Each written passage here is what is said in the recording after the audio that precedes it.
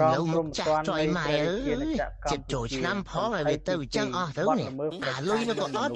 sầm rõ nó có khuyên chỉ vứt tên ít thiệt cực dài mong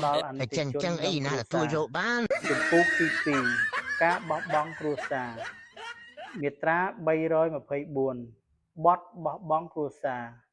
ការមិនគោរពតាមសេចក្តីសម្រេចស្ថាពររបស់តុលាការដោយមិនព្រមបង់ក្នុងរយៈពេល2ខែយ៉ាងតិចនៅអាហារកាតព្វកិច្ចដល់សហព័ន្ធឬអតីតសហព័ន្ធរបស់ខ្លួនដល់កូនជាអនិច្ចជនដល់បច្ឆាញាតិឬបុព្វញាតិឬដល់ញាតិផ្សេងទៀតរបស់ខ្លួននោះត្រូវផ្តន្ទាទោសដាក់ពន្ធនាគារពី1ខែទៅ1ឆ្នាំនិងពិន័យជាប្រាក់ពី100,000រៀលទៅ2លានរៀលមាត្រា325ទោសបន្ថែមប្រភេទនិងរយៈពេល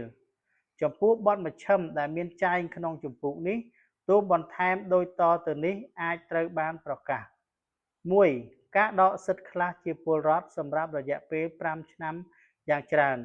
2. ការបិទផ្សាយសេចក្តីសម្រេចផ្តន្ទាទោសសម្រាប់រយៈពេល2ខែយ៉ាងច្រើន 3. ការផ្សាយសេចក្តីសម្រេចផ្តន្ទាទោសនៅក្នុងសារព័ត៌មាន 4. ការផ្សាយសេចក្តីសម្រេចផ្តន្ទាទោសតាមគ្រប់មធ្យោបាយទូរគមនាគមន៍សោតទោសសម្រាប់រយៈពេល8ថ្ងៃយ៉ាងច្រើន